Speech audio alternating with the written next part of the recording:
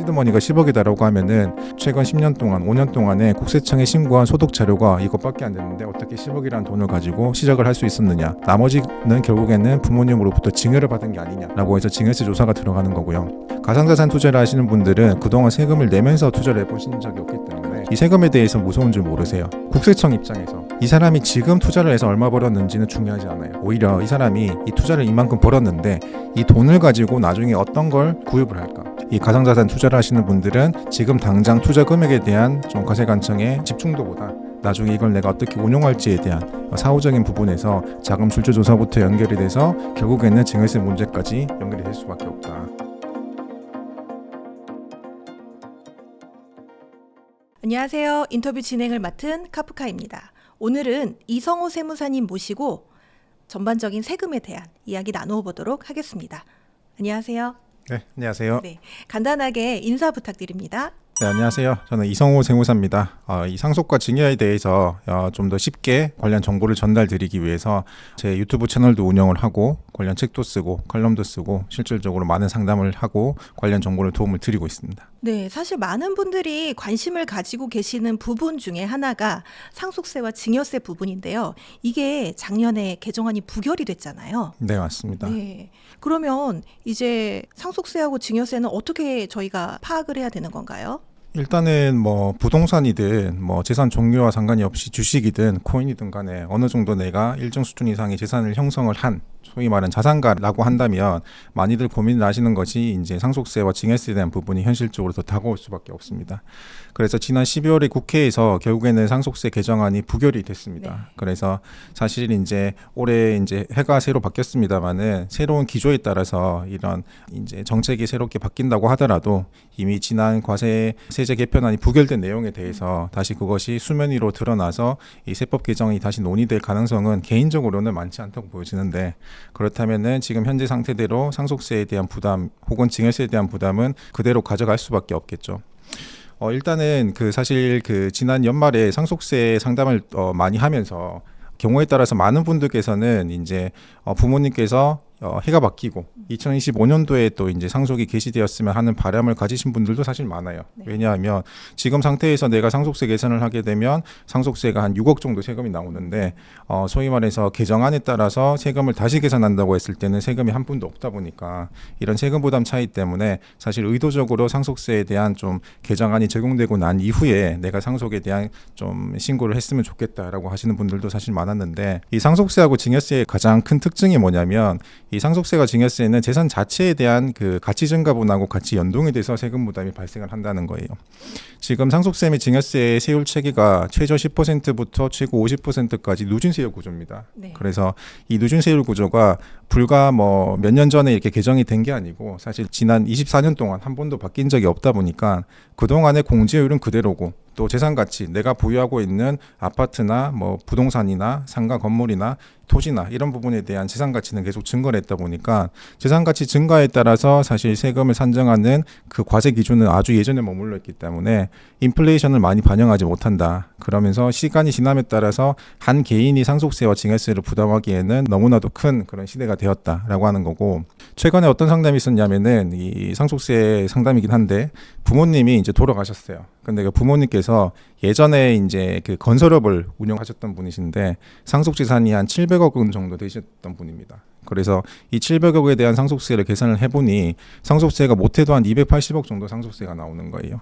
그러니까 내가 280억이라고 하는 재산이 이 절대적인 기준이 한 사람이 평생 동안 모은 재산 가치가 아니고 내가 지금 당장 국가에 낼 세금이라고 하니까 굉장히 큰 부담으로 다가올 수밖에 없는 것이고 그 다음에 또 큰 문제는 뭐냐면 내가 사실 이제 부모님으로부터 뭐 700억 중에 300억을 제외한 한 400억 정도 남는 재산을 받았다라고 한다면 나도 나이가 이미 환갑이에요. 그러니까 상속을 돌아가신 분도 나이가 이미 90이 훨씬 넘으신 분이시고 이 상담을 받은 자녀분도 나이가 이미 환갑이 훨씬 넘으신 분이기 때문에 내가 아버님으로부터 상속재산을 더 받는다고 하더라도 나도 그동안 이제 열심히 살아서 사회적으로 이룩해 놓은 재산이 많은데 이 재산을 더 받아서 내가 공격적으로 더 투자를 해서 재산을 늘리고자 하는 게 아니고 나도 그 다음 세대인 내 자녀한테 이런 상속을 염두에 뒀을 때 과연 그때 부담할 수 있는 세금도 얼마나 발생을 할 것인가에 대해서 생각을 해보면 이 상속세라고 하는 것이 예방적인 세금이 좀 많이 중요하다.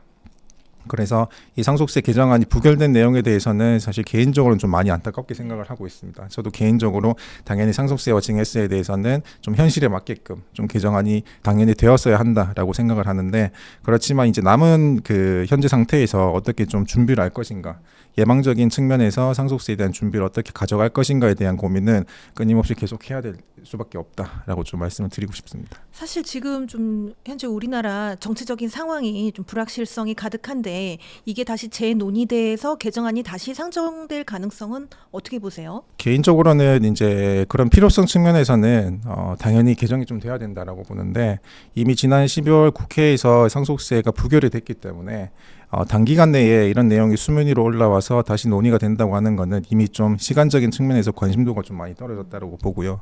그렇지만은 이제 지금 증여세 같은 경우에는 지난 7월 세법 개정안, 작년 7월 세법 개정안에는 상속세 개정안만 나왔고 대부분 증여세에 대한 개정안은 사실 이야기가 나온 적이 크게 나온 바가 없습니다. 그렇지만 상속세 같은 부분도 나중에 충분히 이제 개정이 돼서 세부담이 완화가 되면 좋겠지만, 대부분 중산층 이하의 서민분들께서 부담을 하시는 거는 상속도 상속이지만 내가 때에 맞게 살아생전에 자녀가 이제 본격적으로 사회 활동을 하거나 아니면은 내가 사업을 하기 위해서 사업 자금을 좀 마련해 주기 위해서 때에 맞는 증여를 할 때 발생하는 세부담도 무시할 수 없기 때문에, 개인적으로는 상속세보다는 증여세가 좀 더 시급하게 우선적으로 세부담이 좀 많이 개정이 되는 방향으로 이루어져야 되지 않나 생각을 하고 있습니다. 그렇다면 이제 이 방송을 보고 있는 구독자분들은 좀 어떻게 준비를 좀 하시면 좋을까요? 사실 이런 준비를 하는 거에 대한 답변을 드리는 게 개인적으로는 제일 어려운 질문이라고 저는 생각을 하는데, 일단 크게 두 가지가 있을 것 같습니다. 첫 번째는 이 상속을 대비하기 위해서는 그 전부터 소위 말해서 이제 10년 주기 증여라고 하는데, 이런 면세점 증여를 통해서 긴 호흡으로 내가 지금 현재 큰 금액은 아니지만 증여재산 공제법인 만큼 증여를 하는 방안이 있을 것이고, 두 번째는 나중에 자녀가, 내가 이제 자녀를 키우고 그 자녀가 장성을 하지 않습니까? 그러면 그 자녀가 나중에 증여를 받든 아니면 내 재산을 뭐 매매를 통해서 가져가든 자녀가 내 재산을 좀 더 부의전을 좀 더 가져갈 수 있는 그런 경제 교육을 좀 잘 시키는 것이 또 중요하다라고 보여지고 있습니다. 예로 들어보면 상담을 하다 보면 이런 경우가 많아요. 대부분 이제 상속을 직접 당하시는 분들은 나이가 70세 이상인 분들이 많으니까, 지금 그분들 같은 경우에는 과거에 80년대 결혼을 하시면서 가정을 꾸리시고 출산을 하셨겠죠. 그러면 우리나라 80년대에 합계 출산율을 보면 각 가정마다 보통 자녀가 3분 이상은 되는 것 같아요. 2명은 적은 것 같고, 경우에 따라서는 4분, 5분 정도 많은 분들이 계시는데, 만약에 자녀가 3명이라고 한다면은 그 자녀가 커가지고 또 결혼을 하니까 내 입장에서는 자녀 3명도 있고 또 사위나 며느리가 또 3명이 더 생기는 경우잖아요. 그리고 그 자녀들이 또 이제 자녀를 낳으면 내 입장에서 손자, 손녀가 생기는데, 각 가정마다 손자, 손녀가 2명이다라고 하면은 손자, 손녀가 총 6명이 되죠. 그러면은 자녀 3명, 사위 며느리 3명, 손자 손녀 6명이니까 총 내 재산을 배분할 수 있는 사람이 12명으로 늘어나게 됩니다. 그러면 만약에 내가 한 사람당 내가 2억 정도를 아주 오랜 기간 10년, 20년, 30년 정도 텀을 두고 증여를 한다라고 하면 전체적으로는 24억 정도 증여를 할 수가 있겠죠. 총 12명이고 한 사람당 2억이니까 24억 정도 증여를 할 수 있고, 또 내가 이미 재산 가액이 아무리 너무 많아서 내가 상속이 이루어졌을 때, 예를 들어서 최고 세율인 50% 세율을 적용받는 사람이다라고 한다면 20억에 대해서 미리 증여를 하게 되면 증여세 부담도 아주 적을 뿐더러 내가 나중에 발생할 수 있는 상속세 50%에 해당하면 단순하게 계산을 한다고 했을 때도 한 12억 정도의 상속세를 미리 예방을 할 수 있는 방법이기 때문에, 긴 호흡을 가지고 미리 증여를 하는 것이 사실 그게 굉장히 별일은 아니지만, 그리고 증여를 했을 때 금액이 매 건마다 작을 수는 있겠지만 시간이 지나고 나서 보면은 굉장히 큰 효과를 발휘한다라고 말씀을 좀 드리고 싶고, 또 이제 투자적인 관점하고 이야기를 하게 되면 사실 이제 투자도 굉장히 다른 성향이 있습니다만은, 장기 투자를 우리가 한다고 했을 때 장기 투자의 장점이라고 하는 것이, 제가 개인적으로 생각하기에는 이 투자에 대한 리스크를 이제 시간의 흐름에 따라서 녹여서 리스크를 좀 줄이면서 내가 원하는 투자 수익을 가져가는 게 또 장기 투자의 장점이자 묘미라고 생각을 합니다.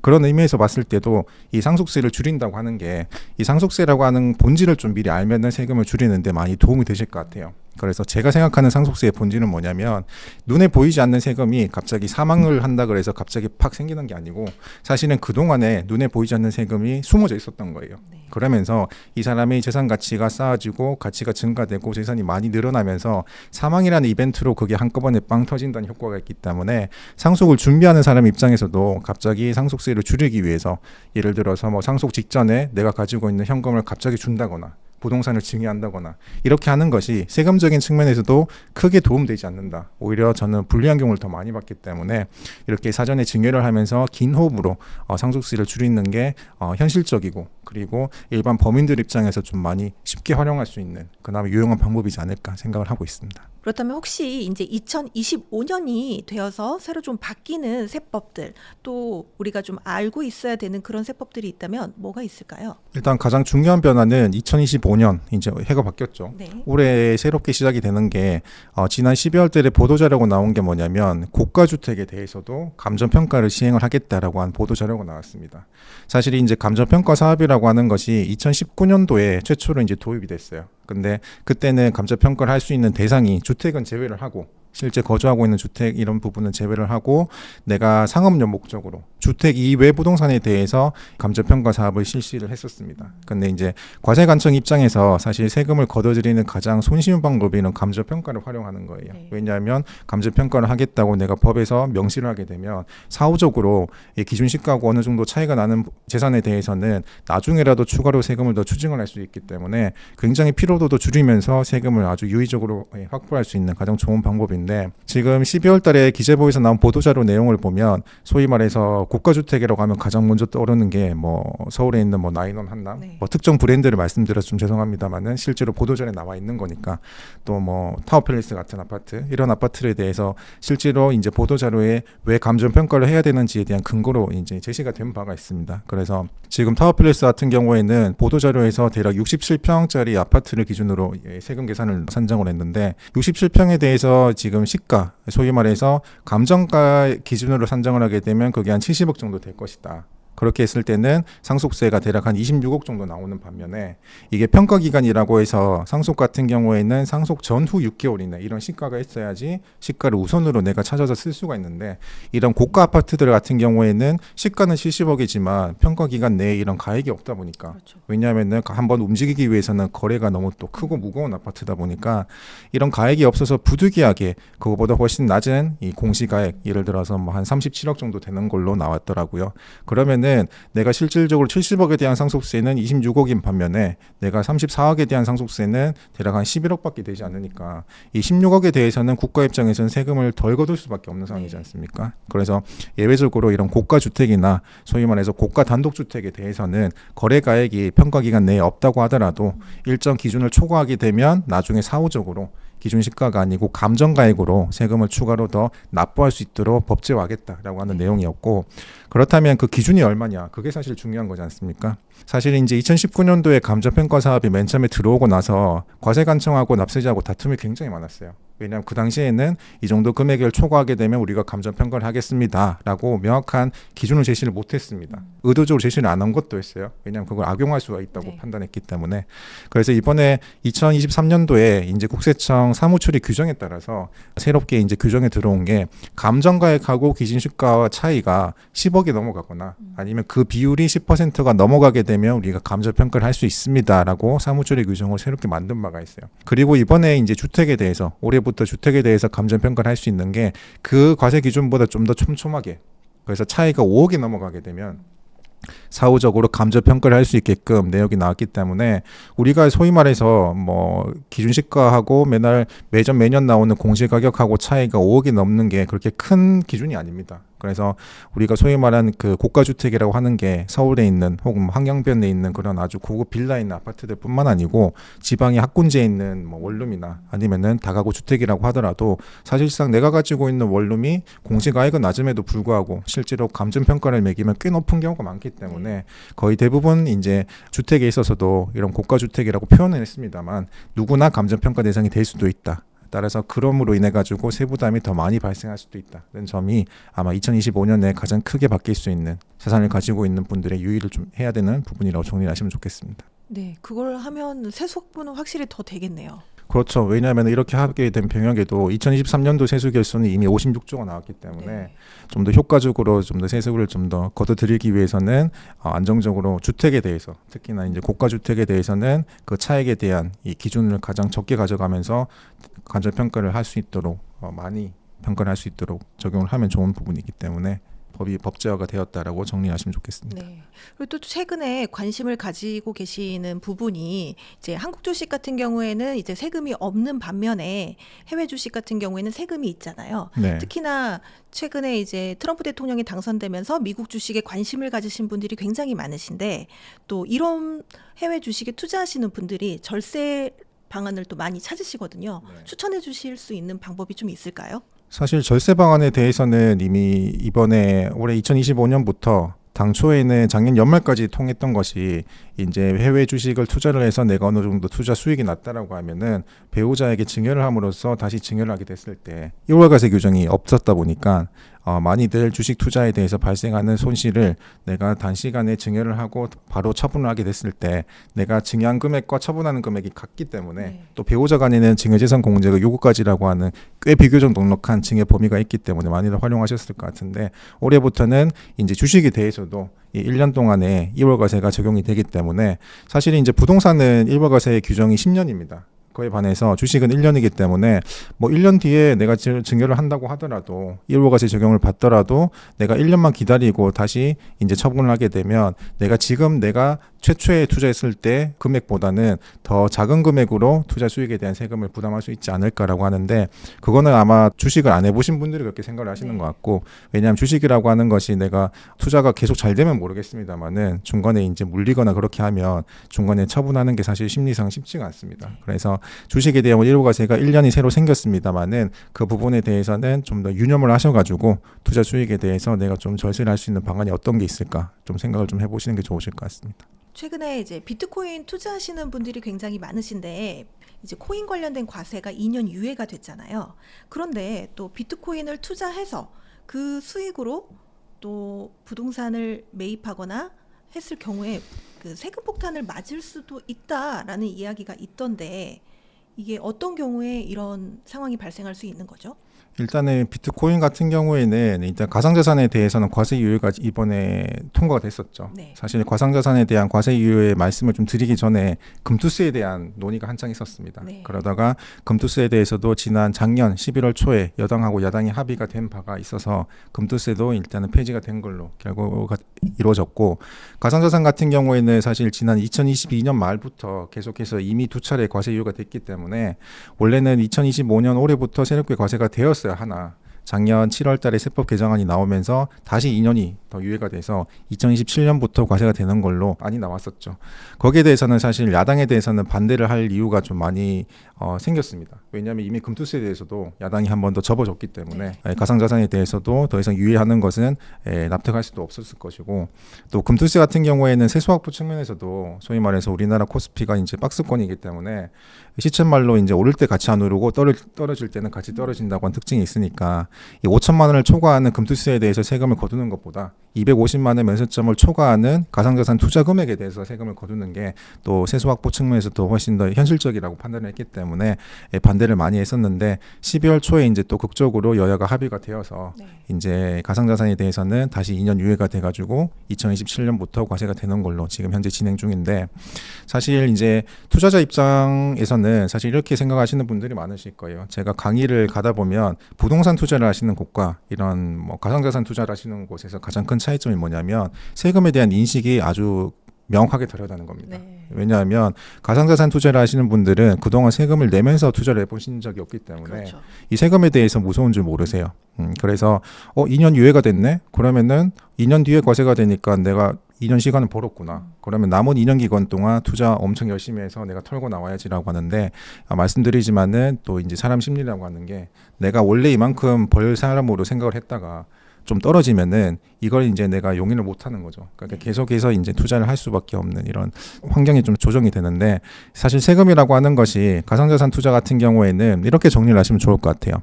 국세청 입장에서 소위 말해서 과세관청 입장에서는 이 사람이 지금 투자를 해서 얼마 벌었는지는 중요하지 않아요. 오히려 이 사람이 이 투자를 이만큼 벌었는데 이 돈을 가지고 나중에 어떤 걸 이제 구입을 할까? 소위 네. 말해서 가상자산 투자를 해서, 왜냐하면은 나중에 부동산 투자를 하시는 분이 꽤 많으시는 게, 이게 특성상 내가 투자를 해서 어느 정도 목표를 달성을 했으면은 100% 가상자산을 들고 있는 게 쉽지가 않습니다. 그렇죠. 왜냐하면 불안하거든요. 그래서 일부 안정자산인 부동산으로 뭐 포트폴리오를 좀 재조정을 한다든가, 이런 차원에서 그동안 벌었던 투자 수익에 대해서 부동산을 구입을 한다든가, 아니면 뭐 다른 미국 주식을 한다든가, 뭐 예적금을 한다든가. 사실 예적금 하실 분들이 많지는 않겠지만 어떤 형태든 간에 다른 형태로 수면 위로 드러난 재산 형태로 바뀐다고 했을 때 사후적으로 과세관청이 나중에 그때 돼서 이 소위 말해서 초대장이라고 합니다. 전 진실의 방이라고 초대된다고 하는데, 네. 당초에 얼마 정도 투자를 했는지부터 새롭게 이제 과세 자료가 해명이 되는 경우가 많아서, 이 가상자산 투자를 하시는 분들은 지금 당장 투자 금액에 대한 좀 과세관청의 그런 집중도보다 나중에 이걸 내가 어떻게 운용할지에 대한 사후적인 부분에서 자금 출처 조사부터 연결이 돼서 결국에는 증여세 문제까지 연결이 될 수밖에 없다. 예를 들어서 최근에도 제가 전화를 받은 것이, 이분께서 가상자산 투자를 해서 꽤 돈을 많이 버셨던 것 같아요. 네. 한 50억 정도 버셨던데, 그분이 부동산을 이제 좀 살려고 한다. 아파트를 내가 좀 서울에 있는 아파트를 구입하려고 한다라고 했을 때, 서울에 있는 아파트 구입하게 되면은 자금 조달 계획서를 일단 써야 되죠. 써야죠. 그래서 일단은 자금 조달 계획서부터 시작을 해서 내가 나중에 부동산에 대해서는 구입을 한다고 했을 때, 그때부터 이제 과세관청에서 이제 당초 이 얼마 정도 벌었냐. 그럼 나 코인에서 나 50억 벌었다. 한 100억 벌었다라고 한다고 했을 때, 오케이, 좋아. 코인에서 100억 버는 건 좋은데 출발점은 얼마로 했어? 라고 한다면, 출발점도 사실 중요한 게, 내가 90억으로 시작해서 10억 수익 내고 100억 버는 사람하고, 네. 내가 10억으로 투자해가지고 90억 수익 내서 지금 100억인 사람하고, 나중에 증여세 문제 들어갔을 때는 아주 천차만별로 달라집니다. 왜냐하면 내가 지금 10억으로 투자를 했다. 시드머니가 10억이다라고 하면은 너 나이가 얼만데, 그리고 그동안에 최근 10년 동안, 5년 동안에 국세청에 신고한 소득 자료가 이것밖에 안 됐는데 어떻게 10억이라는 돈을 가지고 시작을 할 수 있었느냐. 나머지는 결국에는 부모님으로부터 증여를 받은 게 아니냐라고 해서 증여세 조사가 들어가는 거고요. 그게 아니고 내가 본업이 있었다. 예를 들어서 내가 뭐 사업을 한다. 내가 병원을 운영한다라고 했을 때 그거 탄료소득 아니야? 그래서 병원에서 발생하는 매출 누락으로 보기 때문에 병원 자체에 대한 뭐 5년치, 10년치 법인세나 소득세, 세무조사로 또 추가적으로 소득세 조사가 파생이 될 수가 있습니다. 그렇기 때문에 이 자금 출처에 대한 부분이 결국에는 이 코인 투자를 하시는 분들은 결국 숙명처럼 좀 생각을 좀 하셔야 되는, 이 세금에 대한 아주 민감한 부분이다라고 정리를 좀 하시면 좋겠습니다. 네, 사실상 거래해서 차익을 거두는 부분에 대한 세금만 유예가 됐을 뿐이지 나머지 증여나 상속에 관한 세금은 다 적용이 된다는 말씀이시네요. 맞습니다. 네. 많은 분들이 가장 관심 있어 하는 부분 중에 이제 가족 간의 증여 그리고 상속에 대한 문제인데, 먼저 증여에 대한 걸 여쭤보면은, 가족 간의 거래 이체 시 미리 잘 대비하면 세금을 좀 안 낼 수 있다, 이런 방법이 있다고 하는데 어떻게 하면 되나요? 사실 가족들 간에 이제 자금을 이체하는 것은 크게 두 가지로 나눌 수가 있는데요. 네. 단순하게 이제 내가 계좌 이체를 하게 되면 거래 상대방에 대한 정보가 남다 보니까 대부분 이제 현금을 준다고 고민을 많이 하실 때 생각을 하시는 것이, 내가 ATM기를 통하거나 아니면은 은행 창구를 통해 가지고 계좌 이체를 하는 게 아니고 현금으로 빼와서 나중에 자녀들이 뭐 지금 설 연휴가 앞두고 있는데 설 연휴 때 아니면 명절 때 내려오면은 그냥 현금으로 손에 쥐어준다거나 이런 걸 많이 생각을 하시는데, 단순하게 현금 거래를 한다고 하더라도 요즘은 이제 뭐 보이스피싱이나 금융 사기나 범죄 이런 게 너무 많기 때문에 내 통장에서 내 돈을 빼지만은 은행에서 일정 금액이 넘어가게 되면 그게 보고가 되게 되어 있습니다. 그래서 이제 FIU라고 하는 금융정보 분석원에다가 이 고액 현금 거래나 아니면은 고액 현금 거래는 아니지만 의심이 되는 그런 현금 거래가 있었다라고 한다면 일선은행 점포에서 자동으로 보고를 하게 되어 있어요. 이걸 보고를 안 하게 되면 6개월 정도 영업 정지를 먹습니다. 그렇기 때문에 고액 현금 거래라고 하는 거는 사실 이제 같은 사람이 하루 동안 내가 입출한 금액의 합계가 1,000만 원이 넘어가게 되면 그 거래를 고액 현금 거래로 보고 금융정보분석원에 보고를 하게 되어 있어요.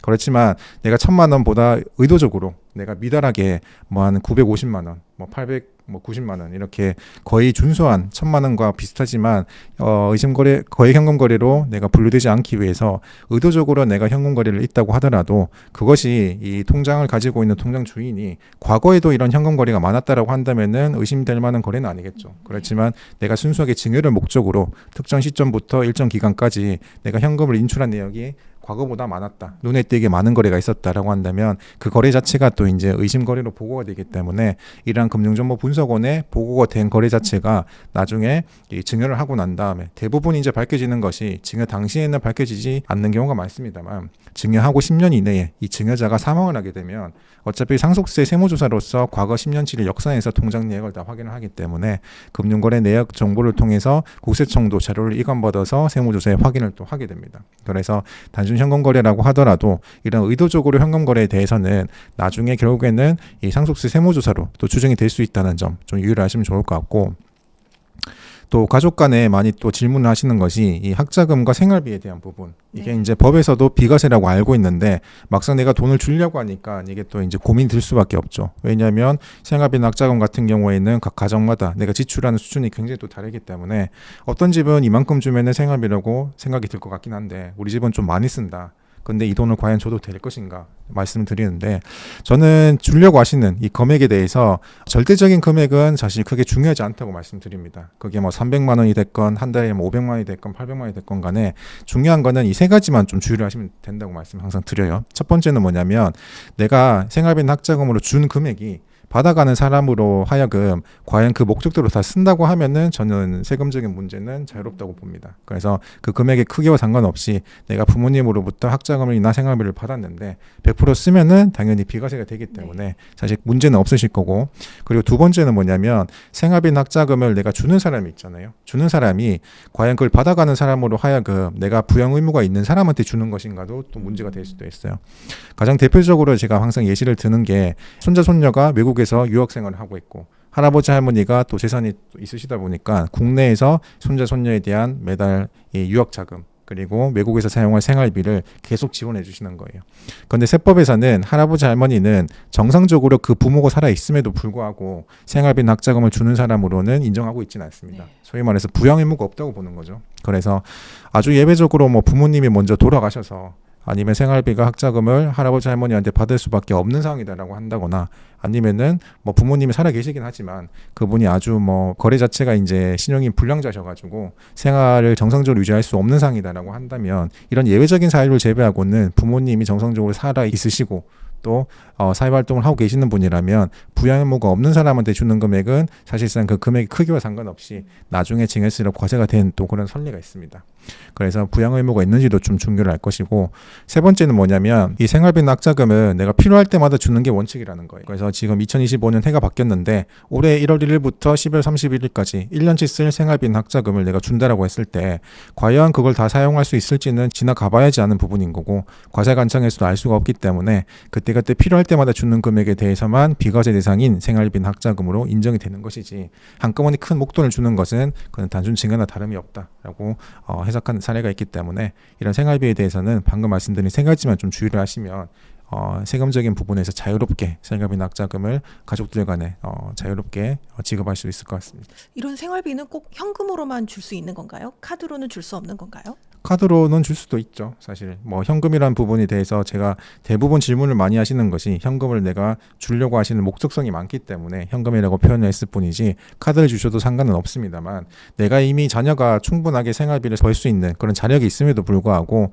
뭐 지역이 다른, 자녀는 서울에서 일을 하고 있고 네. 부모님은 예를 들어서 대구에서 거주하고 있다고 한다면 부모님 카드를 들고 내가 서울에서 백화점도 가고 여러 가지 뭐 생활용품도 사고 하는 것은 그거는 생활비로 또 보지 않을 가능성이 있기 때문에 그런 부분에 대해서는 좀 주의를 좀 특히나 하셨으면 좋겠다 네. 말씀을 드리고 있습니다. 그럼 또 가족 간에 계좌로 이렇게 돈을 이체를 해줄 때 차용증을 쓰면 이게 증여로 간주가 안 될 수 있다고 하는데 차용증만 쓰면 되는 건가요? 사실 이제 차용증을 쓰시라고 제가 말씀을 드리는 가장 큰 이유가 뭐냐면, 대부분 이렇게 생각을 하세요. 뭐 차용증이라고 하는 것이 이게 법적 서식도 없을 뿐더러 누구나 쓸 수도 있는 거고, 그리고 차용증을 안 쓴다고 하더라도 나는 이미 자녀들한테 돈을 몇 번 줬는데 세무서에서 전화 받은 적이 없다라고 생각을 많이 하십니다만, 결국에는 이제 차용증이라고 하는 게 내가 내심적인 상황, 그러니까 부모와 자녀 간에 있어서 금전거래를 한다고 했을 때 그 금액이 소위 말해서 내가 증여세 문제될 정도의 금액은 아니지만 나중에 자녀가 그걸 받아 받아서 부동산을 구입을 하거나 예적금을 형성한다고 했을 때 자금 출처에서 조사가 있다고 한다면 과거에 그런 거래가 증여가 아니고 이건 돈을 빌려주는 차용거래였습니다라고 주장할 수 있는 것이 표면적으로 드러나는 게 차용증 말고는 사실 딱히 없습니다. 그렇기 때문에 차용증을 제가 쓰시라고 말씀드리는 것도 그 당시 거래 내역을 내가 조금이라도 입증을 하기 위해서 외부적으로 현출하기 위한 가장 효과적인 방법이 차용증인 것이고, 차용증을 작성을 하셨다고 하시면 좀 귀찮겠지만 공증까지 받아두신다거나 아니면 공증 비용도 내가 좀 아끼고 싶다라고 한다면 우체국 가셔가지고 부모 자녀 간에 서로 내용 증명을 하나 보내세요. 몇 월 며칠자로 차용증을 썼으니까 이 내용대로 서로 상호 간에 내용 증명을 한다라고 하는 거는 큰 비용도 발생하지 않기 때문에 내용 증명 작성하시고 또 각자 차용증 쓴 날로부터 일주일 이내 최근에 각자 인감증명서 떼셔가지고 첨부하셔가지고 집에 보관만 하셔도 나중에 이런 자금 출처에 대한 소명이 있을 때 충분히 입증할 수 있는 서류가 된다. 그렇기 때문에 단순하게 현금 거래만 하지 마시고 차용증 작성을 하시고 그 내용에 맞게끔 정해진 날짜에 큰 금액은 아니지만 이자를 실질적으로 통장으로 이체를 받으셔라. 이자는 그럼 은행 이자 기준으로 하면 되나요? 사실상 세법에서 정한 것이 연간 내가 받아야 될 이자보다 1,000만 원이 넘어가게 되면 1,000만 원보다 덜 받게 되면 그때부터는 또 증여를 볼 수 있다는 그런 규정이 있습니다. 따라서 연간 기준이 되는 이자가 1,000만 원이라고 한다면 그게 지금 법정 이자율이 4.6%로 나온다고 했을 때 빌려주는 원금이 대략 2억 1,700만 원이 넘어가게 되면 그때부터는 법정 이자율을 적용한 이자를 다 받으셔야 되는 것이고, 그 금액 원금보다 미달한다고 한다면 굳이 법정 이자율을 따지지 않아도 된다. 그래서 경우에 따라서 각자 사정에 맞게 뭐 1%, 2% 금액 실질적으로 이자가 지급된 내역이 중요한 거지 그 이하 금액에 대해서는 이자율 자체는 크게 의미가 없다라고 말씀을 좀 드리고 싶습니다. 그렇다면 이게 부모들이 자녀에게 증여를 할 때 세금을 줄일 수 있는 가장 효과적인 방법은 어떤 방법이 있을까요? 여러 가지 방법이 있겠습니다만은 대부분 부모가 자녀한테 직접적으로 증여를 하는 거에 대해서만 많이 생각을 하시는데, 사실 이제 증여라고 하는 것이 가장 큰 단점이 뭐냐면, 제가 앞서도 증여에 대한 개정은 빨리 이루어진다고 했던 가장 큰 이유가,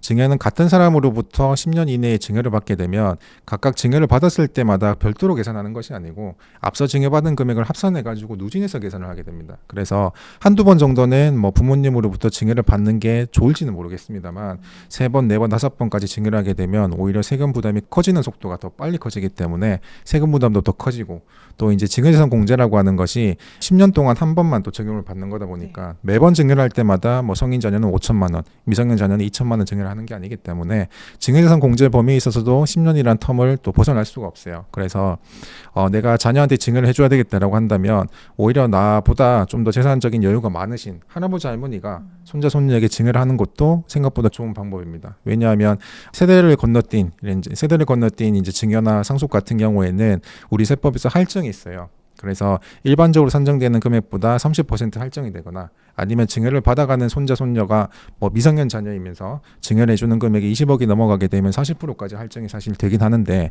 이런 할증이 있다고 하더라도 예를 들어서 이미 부모가 할아버지 할머니로부터 이미 증여를 많이 받은 상황이라고 한다면 할아버지 할머니가 손자 손녀한테 새롭게 증여를 하게 되면 받는 손자 손녀는 방금 말씀드린 증여재산 공제도 새롭게 한도가 발생을 하게 되는 거고, 또 이제 같은 사람으로부터 받는 증여가 아니다 보니까 누진이 또 피할 수 있겠죠. 그래서 새로운 증여가 이루어질 수 있다. 그 과정에서 세금을 많이 줄일 수가 있는 것이고, 또 다른 이점은 할아버지 할머니에 대한 미래 상속세도 줄이는 효과가 된다는 겁니다. 왜냐하면 지금 법정 상속인이라고 하면 배우자, 그리고 형제자매, 나의 자녀, 그리고 나의 부모님인데 손자 손녀는 법정 상속인이 아니에요. 그래서 사망일로부터 10년 이내에 내가 증여를 한 금액에 대해서는 상속인이라면 10년 이내 증여한 금액을 나중에 상속재산에 포함이 되도록 되어 있습니다. 그런데 손자 손녀는 이 법정 상속인이 아니다 보니까 10년까지는 아니고 5년 이내에 증여한 것만 포함이 되다 보니까 미리 5년 전에 증여를 하게 되면 나중에 할아버지 할머니의 상속세 신고를 할 때 상속재산에 또 사전에 증여한 금액을 또 제외를 할 수 있기 때문에 상속세 부담도 그만큼 줄일 수가 있다는 이점이 있습니다. 그렇다면 이제 상속세 관련해서 좀 여쭤볼게요. 상속세를 좀 줄일 수 있는 그런 좀 효과적인 방법이 있을까요? 상속세를 줄이는 것은 뭐 여러 가지 방법이 있겠습니다만은 현실적으로 가장 쉬운 방법이 면세점 증여, 아까 말씀드린 증여 시점에 10년 텀을 두고 증여를 할 수 있는 방법이 있는데, 이게 사실 증여라고 하는 것이 답이 정해져 있지 않는 게 내가 증여를 하고자 하는 재산의 그 가족의 증여 스타일에 맞게끔 증여를 하시면 돼요. 예를 들어서 크게 두 가지를 좀 비교를 해보면은 첫 번째는 내가 세금 한 푼도 내지 않고 증여를 하고 싶다라고 한다면 지금 현재 5천만 원까지, 성인 자녀는 5천만 원까지, 미성년자는 2천만 원까지 증여재산 공제 범위가 있으니까 자녀가 태어났을 때부터 이 자녀가 나중에 본격적인 사회활동을 하는 30살이 될 때까지 총 4번간 증여를 할 수가 있겠죠. 태어났을 때 한 번, 10살, 20살, 30살 때 한 번이기 때문에 이 4번 동안 증여를 하면서 각각 증여재산 공제 범위만큼만 증여를 하게 되면 자녀가 30살이 됐을 때는 총 1억 4천만 원 정도 돈을 줄 수가 있습니다. 네. 그리고 매년 4% 정도 물가 상승률이 있다고 한다면 자녀들이 가져가는 금액은 2억 3천만 원 정도로 조금 더 높아질 거예요.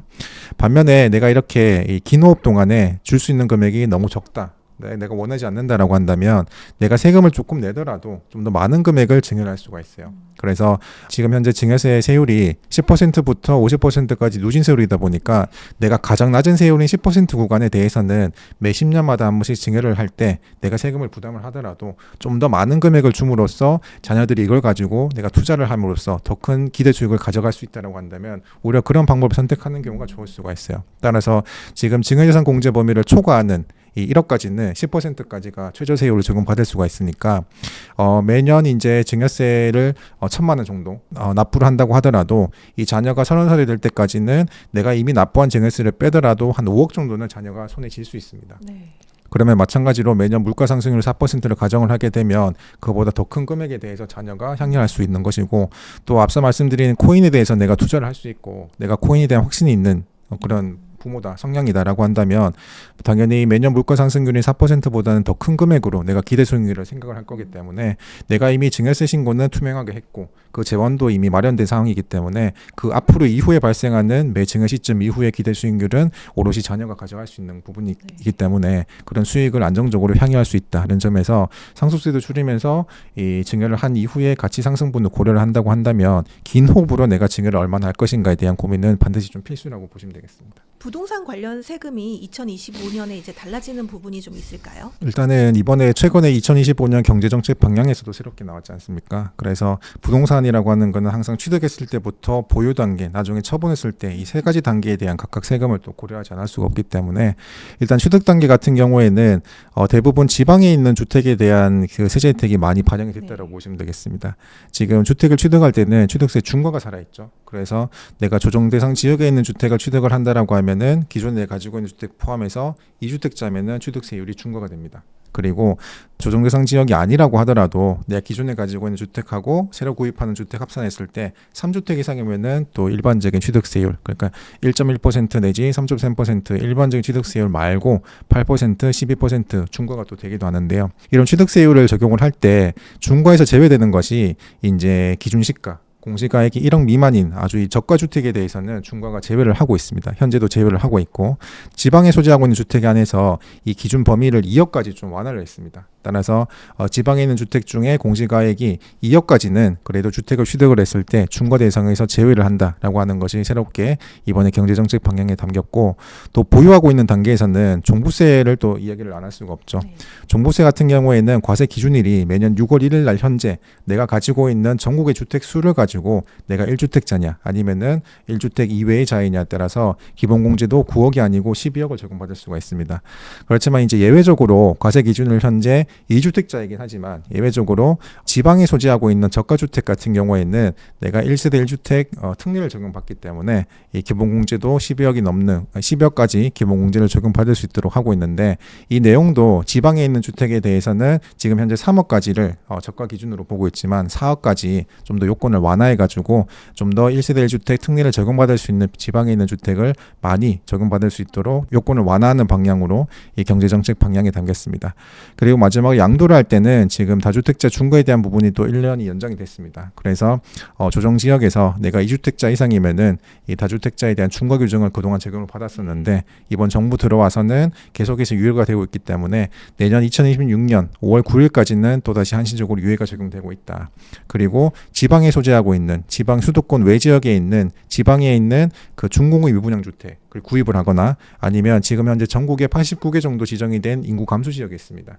인구 감소 지역에서 내가 세컨드홈 개념으로 추가로 구입한 주택에 대해서는 마찬가지로 이 주택을 내가 처분을 할 때 남은 주택에 대해서 이 양도세 1세대 주택 비과세 특례가 적용이 되기도 하고 또 종부세 입장에서도 1세대 주택 특례가 적용이 돼서 더 높은 기본 공제금액 12억을 적용받을 수 있도록 하고 있기 때문에 종합적으로 본다고 했을 때는 이 지방주택에 대한 좀 시장이 많이 안 좋다 보니까 또 뉴스에서는 지금 건설업계도 장기간 상황이 많이 안 좋다 보니까 올해 SOC 예산을 상반기에 또 많이 배정을 하겠다고 또 했기 때문에 지방주택에 대한 좀 세제 혜택을 좀 많이 지원하고 거기에 따라서 관련 경제정책 방향에 또 내용이 담겼다라고 정리를 하시면 좋겠습니다. 사실상 이제 비트코인 과세가 2년 유예가 됐는데 이 유예가 되는 그 과정도 단순하지만은 않았습니다.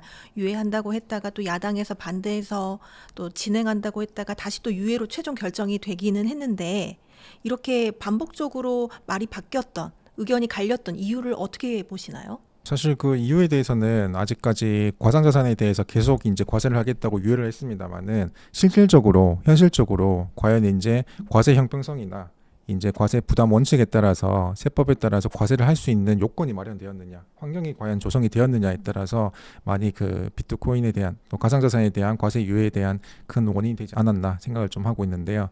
일단은 가상자산이 유예가 되었습니다만은 이제 남은 2년 동안에는 제가 봤을 때는 국세청, 과세관청뿐만 아니고 관련 이제 소관 부서에서 많이들 이제 과세 환경을 만들기 위한 촘촘한 그런 작업이 많이 이루어질 거라고 생각을 하고 있습니다. 가장 대표적으로 이제 기재부에서 이미 발표가 된 바가 있죠. 암호화폐 자동정보 교환 체계라고 해가지고 각국에 있는 각 나라별로 있는 이 과세관청이 있을 거잖아요. 네. 우리나라 같은 경우에는 국세청이 있을 것이고 미국 같은 경우에는 뭐 미국 국세청 IRS가 있을 것이고 각 개별 국가별로 과세관청이 개인 플레이하지 말고 우리 OECD 국가로 묶여져 있으니까 하나의 경제 공동체니까 이 비거주자나 외국 법인이 가지고 있는 가상화폐 거래 내역을 OECD 국가들 간에는 좀 관련 정보를 교환을 하자. 그래서 남은 2년 기간 동안에는 이 향후 2027년부터 본격적으로 과세가 될 그런 환경을 좀 미리 만들자라고 했던 그런 내용이 또 논의가 된 적이 있습니다. 그래서 관련 가상자산 암호화폐 자동정보 교환 체계를 통해 가지고 남은 기간 동안에는 이 국내에 있는 어차피 지금 현재 내국 국내에 있는 거래소 같은 경우에는 이 관련 거래 내역을 국세청에 다 이미 통보를 하고 있는 상황인 거고 비거주자나 외국법인 같은 경우에는 관련 내역을 아무래도 역외에서 조사를 또 해야 되다 보니까 조사하기가 쉽지 않아서 OECD 국가들 간에 관련 정보를 좀 교환을 하자라고 하는 내용이 있는 것이고 그리고 이제 가상자산 같은 경우에는 해외 금융계좌 신고 대상에서 최근에 또 포함이 되었죠. 그래서 해외 금융계좌 신고 같은 경우에는 이제 직전 연도 1년 동안에 매달 매달 말에 있는 잔액이 외국에 있는 그게 뭐 달러가 됐건 아니면은 예금 적금이 됐건 연금이 됐건 가상자산이 됐건 파생상품이 됐건 모든 외국에 있는 그런 해외 계좌 잔액이 5억이 넘어가게 되면 이듬해 6월 달에 이 관할 세무서에 신고를 또 해야 됩니다. 그게 이제 가상화폐가 그동안 없었다가 2023년도 6월 달에 신고된 내역에 최초로 포함이 됐었죠. 그래서 2023년도 6월 달에 그 당시에 그 직전 연도 2022년도 거래니까 신고된 내역을 보면 전체 신고된 이 해외 계좌 신고 잔액이 180조였는데 가상자산이 차지하는 비중이 한 130조 원이었습니다. 거의 네. 대부분이네요. 네, 그 이후에는 이제 좀 많이 줄었습니다만은 굉장히 높았기 때문에 이런 해외 금융계좌 신고를 통해서도 가상자산에 대한 이 외국의 어느 정도 거래 내역에 대한 어느 정도 가늠을 좀 할 수 있는 국가가 과세권 행사하기 위해서 가늠할 수 있는 환경이 만들어지는 것이고 해외 금융계좌 신고 같은 경우에는 가상자산을 외국에 있는 가상자산 사업소나 아니면은 지갑 사업소를 통해 가지고 거래하는 내용은 포함이 되게 되어 있습니다만은 순수하게 개인이 가지고 있는 그 가상 지갑 안에 있는 들어있는 가상자산은 또 포함이 안 되고 있어요 지금. 그래서 작년 9월 달에 그 민주당의 어떤 의원분께서 이 의원안을 발의를 한 게 이제는 개인이 가지고 있는 가상자산 지갑 안에 있는 잔액도 일정 수준이 넘어가게 되면 이런 해외 금융계좌 신고 대상에 포함을 하자라고 의원안은 발의가 되었습니다. 물론 그게 지난 연말에 국회 통과된 바는 아닙니다만은 이런 의원안이 계속해서 이제 좀 더 촘촘하고 과세를 할 수 있도록 발의가 된다고 하면 언젠가는 남은 2년 기간 동안에는 충분히 좀 더 과세를 할 수 있는 그 여건이 마련되지 않을까라고 생각을 하고 있는 것이고 또 2025년도 경제정책 방향에 또 최근에 세금 시행령 개정안에 보면 가상자산 사업자에 대해서도 이 거래 정보 내역을 매 분기별 혹은 매 연도별로 이 국세청에 보고를 하도록 되어 있습니다. 네. 그래서 보고를 하지 않으면 당연히 국세청으로부터 시정 명령을 받는 건 당연한 것이고, 미신고한, 미보고한 수익 금액에 대해서 최저 500만 원에서 최대 2천만 원까지 과태료를 또 부과를 하도록 시행령이 또 개정이 되었기 때문에 우리가 사업을 하게 되면 매 분기별로 부가세 신고를 하지 않습니까? 네. 부가세 신고를 하는 것처럼 이 거래 내역에 대해서 좀 더 꼼꼼하게 신고를 하자라고 하는 것이 법령뿐만 아니고 시행령에도 이미 그 내용이 이미 법제화가 되었다. 따라서 이제 그 국내에서는 당연히 국내 거래를 통하는 가상자산 사업소에 대한 거래 내역이 국세청으로부터 수입이 될 것이고, 그리고 국외 거래에 대해서는 비거주자나 외국 법인이 가지고 있는 거래 내역에 대해서는 이런 암호화폐 자동 정보 교환 체계, OECD 국가들 간의 정보 교환을 통함으로 인해 가지고 그 내용이 확인이 될 것이기 때문에 실질적으로 신고 내용을 보면 굉장히 신고 내용이 디테일하게 있어요. 개인 사업자라면은 그 사람의 이름, 그리고 소재지, 납세자 번호, 생년월일 다 포함이 돼야 되고요. 그 사람이 실질적으로 거래한 가상자산의 종류, 예를 들어서 뭐 비트코인 아니면 리플, 솔라나 이런 종류도 다 기재가 돼야 되고, 그 거래 횟수, 총 거래량, 아니면은 어떤 목적으로 거래했는지, 그게 내가 중개를 위한 건지 처분을 위한 건지 뭐 매매를 위한 건지 이런 상세한 목적까지 다 기록을 해야 그런 것들이 암호화폐 자동정보 교환 체계 안에 다 국가 간의 자료 정보가 교환이 되기 때문에 아마 그 거래에 대해서는 남은 2년 동안에는 이제 정말 단단히 큰 마음을 먹고 과세 관청이 준비를 많이 할 것이다. 그래서 우리 투자자 입장에서도 투자에 대한 고민뿐만 아니라 향후에 어떻게 세금을 좀 준비를 할 것인가에 대한 고민도 반드시 좀 필요하지 않나 생각을 좀 하고 있습니다. 사실 최근에 그 많은 분들이 해외 금융계좌 신고에 관련해 가지고 좀 걱정도 하고 또 여기에 대해서 궁금증을 많이 가지고 계시더라고요. 네. 사실상 해외 거래소를 이용하시는 분들은 다 5억이 넘으면 신고를 해야 되는 거잖아요. 맞습니다. 이게 기준이 이게 순자산일까요? 아니면 총자산일까요? 요즘은 또 해외 거래소를 통해서 론이나 이렇게 대출을 이용해 가지고 또 투자하시는 분들도 계시더라고요. 총자산 기준으로 산정을 하게 됩니다. 잔액 기준으로 산정을 하기 때문에 총자산 기준으로 판단을 하시면 좋겠습니다. 그런데 개인 지갑에 있는 그 해외 이제 코인들 이것도 이제 결국에는 뭐 법안이 발의됐다고 하시니까 이게 확인할 수 있는 방법이 생길 수 있을까요? 개인 지갑에 가지고 있는 그 지갑에 대해서는 사실 정말 말 그대로 내가 실질적으로 우리가 들고 다니는 지갑하고 다를 바가 없기 네. 때문에 거기에 대해서 확인할 수 있는 방법은 아직까지는 한계가 많지 않나라고 생각을 하고 있는데, 사실 그게 가능성 측면에서 좀 제한은 있습니다만은 그런 가능성 측면하고 별개로 이런 법안 자체가 발의가 되면 나중에 기술적인 부분, 과세를 할 수 있는 그런 기술적인 부분에 대해서는 거기 속도에 맞게끔 또 보완이 될 거고 따라갈 거기 때문에 그런 법안 자체가 발의됐다고 하는 상징성 측면에서 좀 어떤 의미가 있지 않을까 생각을 하고 있습니다. 그렇다면 앞으로 2년간은 일단 코인 과세에 대해서는 걱정을 안 해도 되는 건가요? 당분간은 코인 투자에 대한 소득, 그러니까 코인을 투자함으로써 발생하는 내가 소득 차익에 대한 22%를 기타 소득으로 분류가세하겠다라고 하는 내용은 유예가 되었습니다만은, 앞서 말씀드린 것처럼 내가 이미 코인 투자를 하시는 분들 같은 경우에는 이미 상속재산의 코인이 얼마다라고 하는 걸 많이 보는 경우도 많기 때문에 그런 코인에 대한 상속이나 증여 측면에 있어서는 이미 과세를 좀 대고 있다. 따라서 상속일이나 증여일 전후 최대 1개월 이내에 거래소에서 내가 거래한 하루 동안 평균액의 전체 1개월 평균액을 다시 산정을 해가지고 계산되는 가액을 내가 상속재산이나 증여재산으로 봐서 충분히 상속세와 증여세는 이미 과세를 하고 있기 때문에 이런 부분에 대한 이제 내가 부의 무상이전이라고 하죠. 상속이나 증여에 대한 부분은 이미 미리 좀 준비를 하시는 게 좋지 않겠나 생각이 들고 있습니다. 사실 일각에서는 금투세도 폐지가 됐는데 가상화폐에 대한 이 과세도 폐지가 이제 아직 시행하고 있진 않지만 없어져야 되는 거 아니냐, 아니면 또 더 유예되어야 되는 거 아니냐, 이런 이야기들도 일각에서는 있습니다. 거기에 대해서 어떻게 생각하세요? 사실 가상자산에 대해서는 개인적인 생각이긴 합니다만은 한 국가에서 과세를 하지 않는다라고 하는 게 사실은 그 국가의 내부적인 뭐 세수적인 부분도 정책적인 부분도 좀 논의를 좀 해야 되겠습니다만은 우리나라는 과세를 하지 않는 것이 쉽지는 않을 것 같고요. 당연히 과세를 하는 방향으로 나아갈 것 같고, 다른 OECD 국가들의 지금 어떻게 과세를 하고 있는지에 대해서 한번 살펴본다라고 하면 대부분 법 체계가 이제 미국이나 아니면은 독일 쪽에서 넘어오는 법 체계를 많이 준용을 하고 있다 보니까 거기에 대한 종합소득세, 자본이득세 형식으로 과세를 하는 방향으로 가는 큰 기조는 바뀌지 않을 것이다라고 생각을 하고 있습니다. 방금도 잠깐 언급을 해주셨는데 지금 다른 나라 상황도 좀 어떤지 궁금하긴 하거든요. 좀 자세히 설명해 주실 수 있으실까요? 지금 가상자산 투자자분들께서 많이들 불만으로 말씀을 하시는 것이 외국하고는 다르게 가상자산을 자산으로 인정하지도 않으면서 이 세금에 대해서는 그걸 자산으로 보고 투자 수익이 있으니까 세금을 거두겠다라고 말씀을 하시는 거잖아요. 근데 이제 미국 같은 경우에는 미국이나 영국, 독일, 호주 같은 경우에는 이미 가상자산을 자산 성격으로 부여를 하고 세금을 과세를 하고 있습니다. 물론 취득했을 때는 취득세 개념으로 약간의 세금을 부과하고 있습니다만은 가장 메인이 되는 거는 나중에 가상자산을 투자함으로써 처분했을 때 발생하는 수익에 대해서 자본이득세라고 하죠. 내가 투자했을 때 발생하는 소득하고 내가 맨 처음에 출발했을 때 취득 금액하고 차액에 대해서 세금이 발생을 하는 건데 각 국가마다 조금씩은 달라요. 미국 같은 경우에는 이 가상자산 투자 기간을 1년 전으로 봐가지고 1년 이내면은 단기 투자를 했으니까 본인이 기존에 가지고 있는 뭐 근로소득이나 사업소득하고 합산을 해서 종합소득세 합산과세를 하는 거고 투자 기간이 1년이 넘어가게 되면 장기 투자라고 봐서 투자 기간에 따라서 또 투자 이 수익에 따라서 최대 22% 이내에서 차등과세를 하고 있습니다. 그리고 영국 같은 경우에는 투자 수익이 발생했다고 하더라도 12,300파운드 하나로 하게 되면 한 2,200만 원 정도 될 거예요. 그 금액을 넘지 않으면은 과세를 하지 않는다는 거.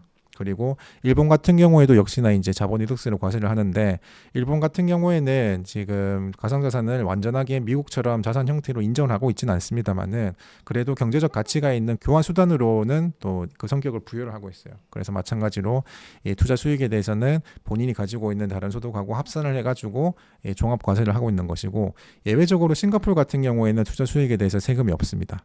세금이 없어서 싱가포르 같은 경우에는 잘 아시겠지만은 이제 소위 말해서 그 리치 노마드라고 해서 많은 자산가 분들이 많이들 떠나시는 나라 국가 중에 하나가 싱가포르이라고 또 많이들 알고 계시기 때문에 싱가포르 같은 경우에는 상속세 및 증여세도 2018년도까지는 있었습니다만은 물론 있다고 하더라도 우리나라처럼 최고 세율이 50%는 아니었고 10%대를 유지를 하다가 그 이후부터는 상속세 및 증여세도 없고 지금 가상자산에 대해서도 투자 수익에 대한 그 세금은 전혀 없기 때문에 이런 아주 예외적인 이런 싱가포르 같은 국가가 아니라고 한다면 한국 같은 경우에는 당연히 과세하는 기조로 흘러가는 것이 그게 큰 흐름이기 때문에 과세를 아예 하지 않는다라고 하는 논의 자체는 좀 있을 수는 있겠습니다만은 그게 현실적으로 이 세금에 대해서 과세를 하지 않겠다, 과세권을 포기하겠다라고 하지는 굉장히 좀 어렵지 않나 생각을 하고 있습니다. 사실 이제 2년 유예가 됐지만 2년 뒤부터는 세금이 부과가 되기 때문에 많은 분들이 올해 다 처분을 하고 나와야 되나 이런 또 고민을 많이 하고 계시거든요. 장기 투자에 대해서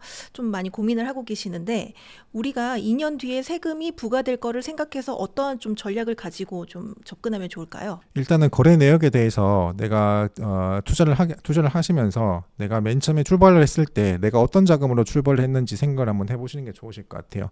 만약에 내가 부모님으로부터 증여를 받아서 출발했다라고 한다면 그리고 내가 어느 정도 다행히 투자를 해가지고 수익이 어느 정도 내가 발생을 하고 있는 상황이라고 한다면 단기간 내에 부모님한테 증여받은 금액에 대해서는 금액을 돌려드리던가 아니면 지금이라도 증여세 신고를 해서 미래에 발생할 수 있는 가산세 부분을 빨리 피하시는 게 좋을 것 같아요. 지금 뭐 이 가상자산 이야기를 하고 있습니다만은 대부분 증여를 받았을 때 큰 문제가 되는 거는 상속세에서도 큰 문제가 많이 됩니다.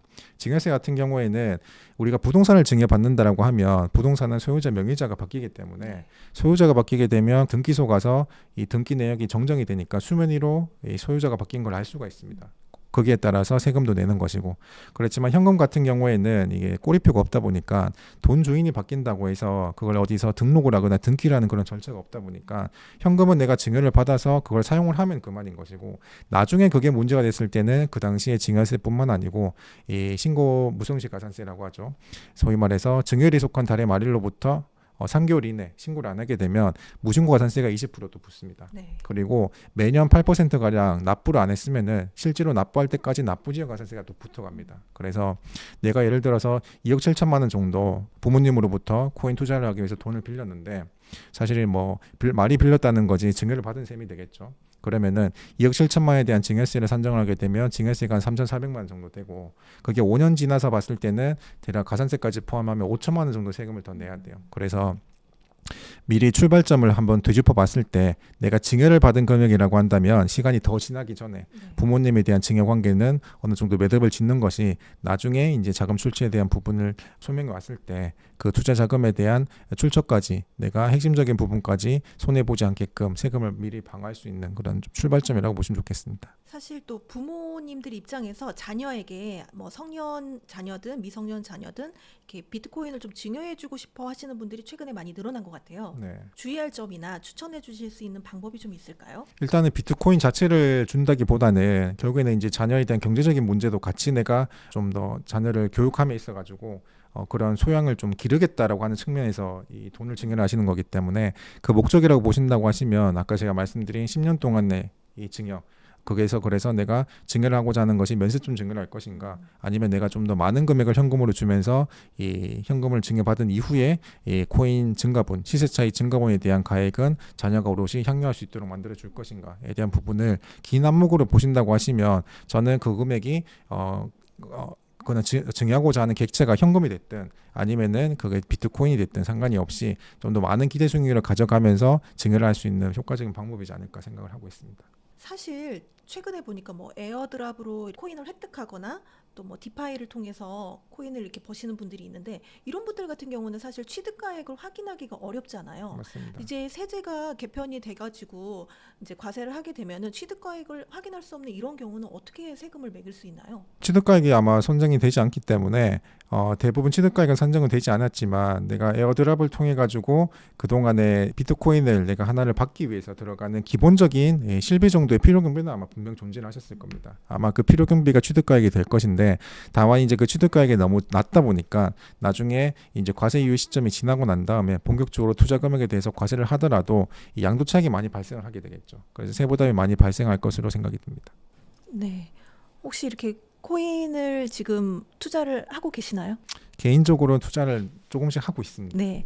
최근에 정말 코인 투자하시는 분들이 많으신데 그분들에게 이렇게 좀 주의할 점 이렇게 말씀해 주실 게 좀 있으실까요? 일단은 과세 유예가 2년 정도 지금 진행이 되고 있습니다만은 남은 기간에 대해서 과세를 어떻게 준비를 할 것인가, 세금 준비를 어떻게 할 것인가에 대한 부분을 반드시 한번 좀 살펴보셔야 될 것 같고 어차피 투자 같은 경우에는 이제 장기적인 안목으로 투자를 하는 거다 보니까 내가 투자 수익에 대한 목표시도 중요하지만 나중에 내가 투자 수익을 어느 정도 달성하고 났을 때 그 금액에 대해서 내가 어느 정도 세금이 발생할 것인가는 미리 한번 내가 계산을 하는 것도 좀 중요하다고 봅니다. 따라서 내가 부동산 투자든 이제 코인 투자든 간에 어떤 형태이든지 투자를 함에 있어서는 반드시 세금 공부는 좀 필요하다, 필수적이다라고 말씀을 좀 드리고 싶고 일단은 남은 기간 동안 투자는 투자대로 집중을 하시고 관련 내용에 대해서는 또 이제 내용이 업데이트되면 또 제 개인적인 유튜브 채널에서도 관련 정보를 또 공유를 드리기 때문에 같이 좀 공부를 하신다는 마음으로 함께 투자를 하시면 좋으실 것 같습니다.